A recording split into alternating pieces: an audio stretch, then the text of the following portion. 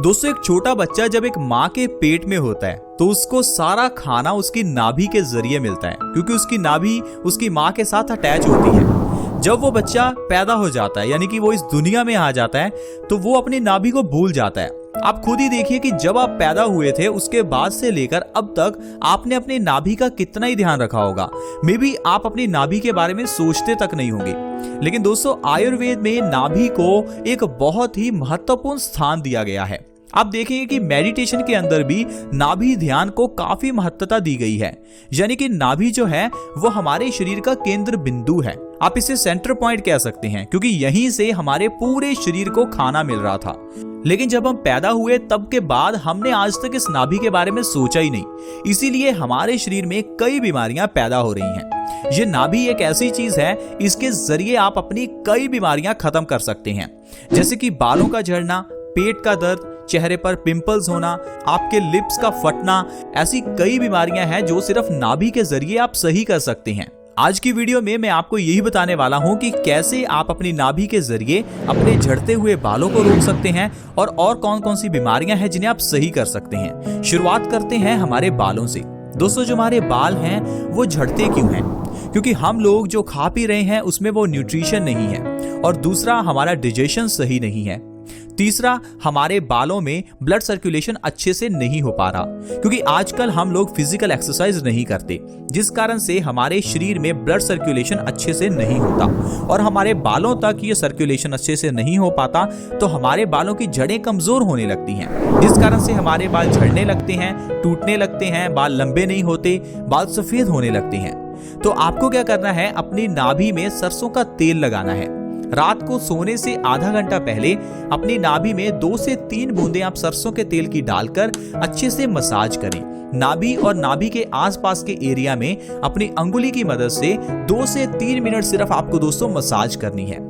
अगर आप ऐसा हर रोज करते हैं तो आपका ब्लड सर्कुलेशन इंप्रूव होने लगेगा, क्योंकि नाभि हमारा सेंटर पॉइंट है, यहीं से सब कुछ कनेक्टेड होता है। जब आप मसाज करेंगे तो आपका पूरा शरीर इससे स्वस्थ रहने लगेगा। अगर आपको कब्ज की प्रॉब्लम है, इंडाइजेशन की प्रॉब्लम है, पेट में गैस बनती है, तो वो भी आपके इस प्रोसेस के जरिए बिल्कुल सही होने लगेगी। कभी कभार अगर आपके पेट में दर्द होने लगता है तो वो भी सही होने लगेगा। जब आपका ब्लड सर्कुलेशन सही होगा तो आप देखेंगे कि आपके बाल झड़ना एकदम से बंद हो जाएंगे।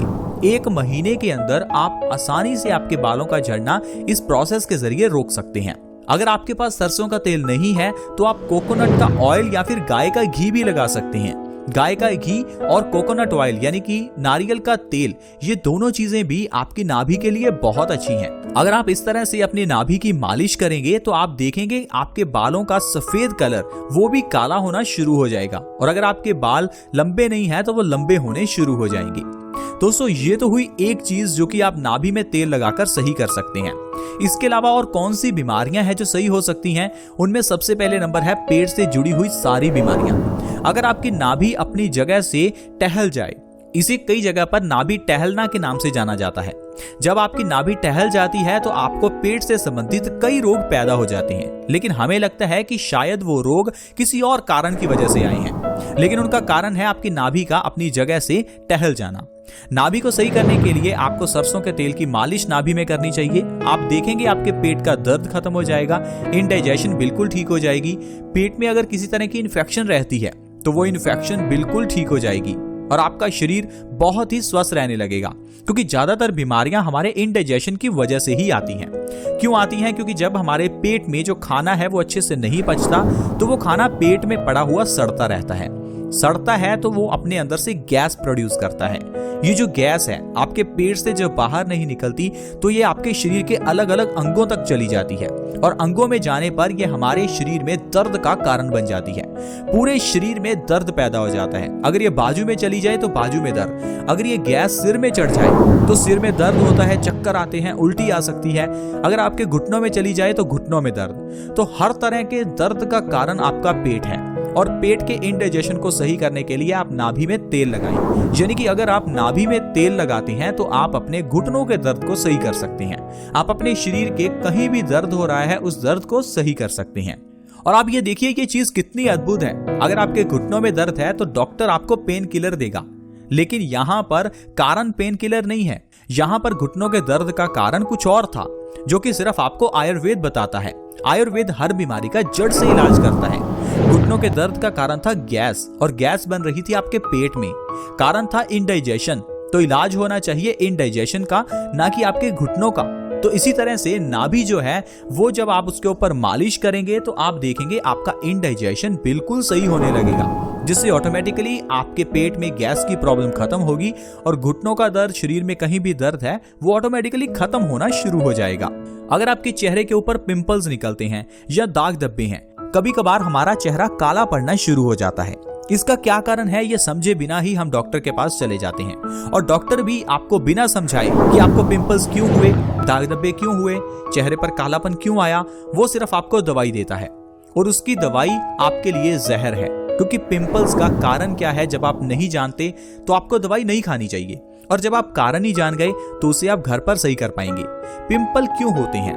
हमारे खून में गंदगी की वजह से। खून में गंदगी 2 कारणों की वजह से आती है। अगर तो आप घटिया चीजें खा रहे हैं, यानी कि अगर आप ऐसी चीजें खा रहे हैं जो कि आपके लिए अच्छी नहीं है, जैसे कि फास्ट फूड, ज्यादा ऑयली खाना, ज्यादा तली हुई चीजें खाना। और दूसरा है इनडाइजेशन। अगर आप खा तो रहे हैं लेकिन वो शरीर में अच्छे से पच नहीं रहा। अगर वो पच नहीं रहा तो क्या होगा, वो आपके खून में मिलेगा सड़ने के बाद। और अगर आप गंदा खाना खा रहे हैं तो वो भी आपके खून में मिलेगा। जब आपके खून में गंदगी जाती है तो ये गंदगी कहीं से तो बाहर निकलेगी, तो ये गंदगी निकलती है आपके चेहरे पर। ये गंदगी आपके पिंपल्स के रूप में आपके चेहरे से बाहर निकलना चाहती है। तो ये गंदगी है जो आपके खून में है। अब ये क्यों आई? ये आपके पेट से आई। तो पिंपल्स का कारण है आपके पेट की प्रॉब्लम। तो ये भी पेट से जुड़ी हुई ही बीमारी है। इसे सही किया जा सकता है नाभि में तेल लगाकर। नाभि में तेल लगाने से आपका डाइजेशन सही होगा। अगर डाइजेशन सही होगा तो आपका खून स्वस्थ होने लगेगा, आपका खून साफ होने लगेगा। जब आपका खून प्योरीफाई हो जाएगा तो पिंपल्स अपने आप खत्म हो जाएंगे, क्योंकि हमारे शरीर के अंदर ही एक डॉक्टर बैठा हुआ है। हमें बाहर किसी डॉक्टर के पास जाने की कोई जरूरत नहीं है। जो हमारे शरीर के अंदर का डॉक्टर है उसने बहुत सारी पीएचडी कर रखी है, उसे सब पता है शरीर कैसे सही होगा। बस आपको अच्छा खाना खाना है और अपने नाभि में तेल लगाना है। ऐसा करने से अपने आप आपके पिंपल्स सही होने शुरू हो जाएंगे। पिंपल्स निकलना एक सिर्फ इंडिकेशन है कि आपका खून खराब है। पिंपल्स कोई बीमारी नहीं है। डॉक्टर आपको नहीं बताता कि पिंपल्स बीमारी नहीं है। आपको लगता है कि मेरे चेहरे पर पिंपल्स हो गए यानी कि मैं बीमार हो गया, बीमारी हो गई, मुझे कोई डिजीज हो गया। लेकिन पिंपल्स हम स्किन डिजीज कह देते हैं, लेकिन ये डिजीज नहीं है। पिंपल्स एक इंडिकेशन है। हमारा शरीर हमें इंडिकेट कर रहा है कि आपका खून गंदा हो चुका है, तो खून को साफ करो या अपने पेट को साफ करो। बस आपको नाभि पर सरसों का तेल लगाना है। इसके अलावा अगर आपके होंठ फट जाते हैं तो हो सकता है कि आप कुछ लिप बाम लगा रहे हो। आप देखिए लिप बाम बनती किस तरह से है, वो पेट्रोलियम से बनती है। और ये पेट्रोल जब आप अपने होंठों पर लगाते हैं, यानी कि लिप्स पर लगाते हैं, तो किसी न किसी तरह से वो आपके मुंह के अंदर तो जाएगा ही, थोड़ा जाए या ज्यादा जाए, लेकिन मुंह में चला जाएगा। तो आप सोचिए क्या ये आपके शरीर के लिए अच्छा है? बिल्कुल भी नहीं। ये जो कंपनीज हैं आपके साथ फ्रॉड करती हैं। जब आप लगातार लिप बाम का इस्तेमाल करते रहेंगे तो इससे आपका खून गंदा होता रहेगा, क्योंकि एक तो आपके लिप्स के जरिए ये आपकी स्किन के अंदर चला जाएगा और दूसरा आपके मुंह के जरिए ये पेट्रोलियम जेली आपके शरीर में चली जाएगी, जो कि आगे चलकर आपके खून में मिलेगी और आपके खून को गंदा करेगी। फिर आपके चेहरे पर पिंपल्स निकलेंगे। हो सकता है ये आपके दिमाग में चली जाए और आपका नर्वस सिस्टम खराब करे। तो किसी तरह से भी आप इन दवाइयों का इस्तेमाल ना करें। अगर सर्दियां आने पर आपके लिप्स फट जाते हैं तो आप अपनी नाभि में सरसों का तेल लगाएं। सिर्फ ऐसा करने से आपके फटे हुए होंठ सही हो जाएंगे, क्योंकि होंठों के फटने का कारण है आपके पित्त का बढ़ना। और जब आप अपनी नाभि में सरसों का तेल लगाएंगे तो आपकी बॉडी में पित्त सम रहने लगेगा। और ये जो पित्त है यानी कि जो एसिडिटी है, ये आपके शरीर से जब कम होगी तो अपने आप आपके होंठ बिल्कुल साफ होने लगेंगे, गुलाबी होने लगेंगे और मुलायम हो जाएंगे। तो दोस्तों इस तरह से आप अपनी बॉडी को सिर्फ अपनी नाभि के जरिए सही कर सकते हैं। तो ये तो हुआ आप कैसे अपने शरीर को नाभि के जरिए सही कर सकते हैं। उसके अलावा भी दोस्तों कुछ चीजें हैं जिनका आपको ध्यान रखना बहुत जरूरी है, ताकि आप और आपका परिवार हमेशा स्वस्थ रहे। जिनमें पहली चीज है धूप में निकलना। अगर आप धूप में नहीं निकलते तो आपका शरीर स्वस्थ नहीं रहेगा। हमें लगता है कि शायद धूप जानवरों के लिए है, हमें लगता है धूप सिर्फ पेड़ पौधों के लिए है क्योंकि उन्हें खाना बनाना है। हमें तो अपना खाना किचन में बनाना है। लेकिन आप बचपन से ये बातें सुनते आ रहे हैं कि जब हमें सूर्य की धूप मिलती है तो हमारा शरीर विटामिन डी बनाता है। देखिए ये कैसा विज्ञान है। जब हमें सूर्य की धूप मिली तो हमारे शरीर ने अपने आप से उसे कन्वर्ट किया विटामिन डी में। इसका मतलब है हमारी बॉडी को धूप चाहिए। अगर आपको विटामिन डी नहीं मिलेगा तो इससे आपका शरीर स्वस्थ नहीं रहेगा, आपकी हड्डियां कमजोर होने लगेंगी, आपकी आंखों की रोशनी कमजोर होने लगेंगी, आपके शरीर के अंदर से टॉक्सिन्स, वायरसेस नहीं निकल पाएंगे। आजकल हम लोग इंडोर जनरेशन बन गए हैं। हम लोग घरों के अंदर रहते हैं, कमरों में रहते हैं, धूप से बचते हैं। लेकिन हमें धूप से नहीं बचना, हमें धूप में निकलना है। हमें सूर्य की कड़कती धूप में तो नहीं निकलना, लेकिन जिस समय सूर्य उदय हो रहा है या सूर्य अस्त हो रहा है, यानी कि या तो सनराइज के टाइम या फिर सनसेट के टाइम, उस समय आपको सूर्य की धूप अपने शरीर पर लेनी है, जिससे आपका शरीर विटामिन डी बनाएगा और आपके शरीर को स्वस्थ रखेगा। और दूसरी चीज जिसका आपको ध्यान रखना है वो है आपको कच्चा खाना खाना है। आयुर्वेद कहता है कि कम से कम 50% चीजें तो आप कच्ची खाओ, लेकिन हम लोग 100% पका हुआ खाते हैं। पूरे दिन में हम कुछ ऐसा खाते ही नहीं जो कच्चा हो। कच्चा यानी कि आप फल खा सकते हैं, सब्जियां, स्प्राउट्स या फिर सैलेड ले सकते हैं। अगर आप इन चीजों को नहीं ले रहे तो आप अपने शरीर में जो भी डाल रहे हैं वो सब गंदगी है। यानी कि अगर आप बिस्किट खा रहे हैं तो वो मरा हुआ है, उसके अंदर कोई भी लिविंग सेल नहीं है। हमारी बॉडी लिविंग सेल से बनी है, हमारी बॉडी के अंदर लिविंग सेल्स हैं, तो हमें खाने के लिए लिविंग ही चाहिए। अगर हम लिविंग चीजें खाएंगे तो ही हम जिंदा रहेंगे। अगर हम मरी हुई चीजें खाएंगे तो हमारा शरीर भी जल्दी मर जाएगा। आप इसे ऐसे समझ सकते हैं, हमारे शरीर में कैंसर होने का भी यही कारण है। अगर आप बिस्किट, भुजिया, नमकीन, लेस, कुरकुरे, चिप्स कुछ भी खा रहे हैं तो ये आपके लिए जहर है। आगे चलकर यही चीजें कैंसर पैदा करती हैं। कैंसर क्या है? कैंसर मरे हुए सेल्स हैं। जब आप खा ही मरा हुआ रहे हैं तो आपके शरीर में कैंसर होगा ही। तो आपको क्या खाना है? लिविंग।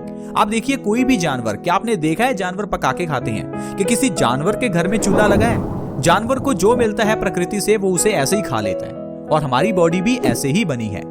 हमें प्रकृति से जो ऐसे मिलता है उसे ऐसे ही खाना है। आपको टमाटर मिलते हैं, खीरा मिलता है, फल मिलते हैं, उन्हें ऐसे ही खाना है, पकाकर नहीं खाना। इस तरह से आप अपने जीवन में स्वस्थ रह सकते हैं, हमेशा खुश रह सकते हैं। दोस्तों आज की वीडियो में इतना ही। आई होप आपको समझ आ गया होगा कि कैसे हम अपनी जिंदगी में स्वस्थ रह सकते हैं और हमेशा खुश रह सकते हैं। अगर आपको वीडियो अच्छी लगी हो तो लाइक करें और अपने दोस्तों के साथ जरूर शेयर करें, क्योंकि इस वीडियो को अगर आप शेयर करेंगे तो इससे दूसरों का भी फायदा होगा। See you in the next video. Bye bye.